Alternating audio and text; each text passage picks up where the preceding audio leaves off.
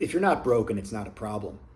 I know a lot of people, when they're starting to take their fitness, their health a little bit more seriously, they're looking for answers. And in this day and age, where do we find answers?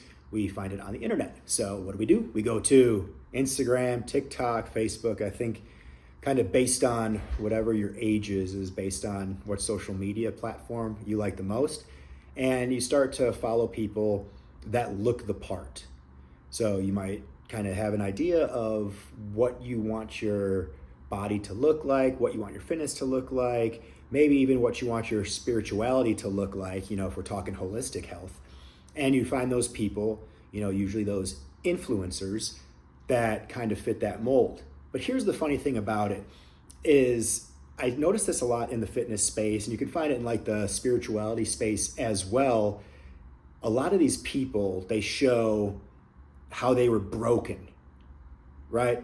You've probably seen this a million times because, I'm part of that problem. I'm not ignorant to that fact.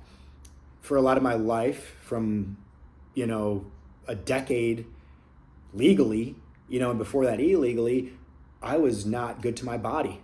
I drank a lot. I ate like shit. I just treated myself well. I didn't consume good things in my mind and my body or anything like that. So I went from that to where I am now. And that's the story of a lot of fitness people, is they'll show their before and after, and their before usually is like, I was partying a lot, I was drinking a lot. And the reason being is that's just, I think, par for the course for a lot of younger people. But then they turn into this new thing, this fitness influencer. And sometimes I think if you see these things, it can make you feel almost a little inadequate.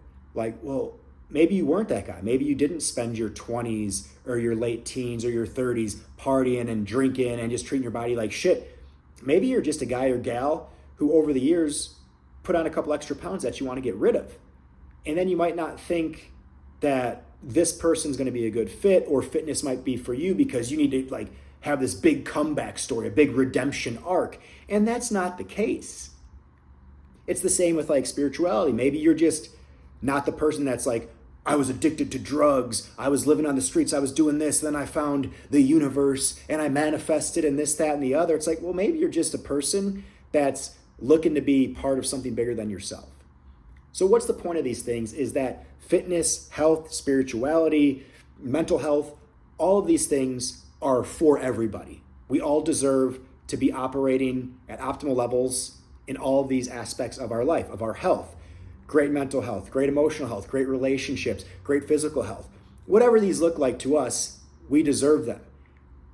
But we might not feel that way when we watch these things online. So just be careful about that. You don't have to be broken.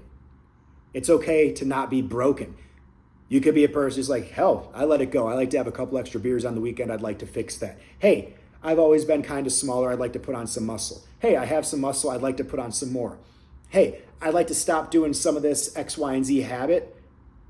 So I want to take my fitness or my spirituality or whatever a little bit more seriously. That's okay. You don't need a hero arc. You don't need a redemption story. You don't need to be a fucking phoenix rising from the ashes in order to get your health, fitness, spirituality on point. So remember that. If you're not broken, that's okay.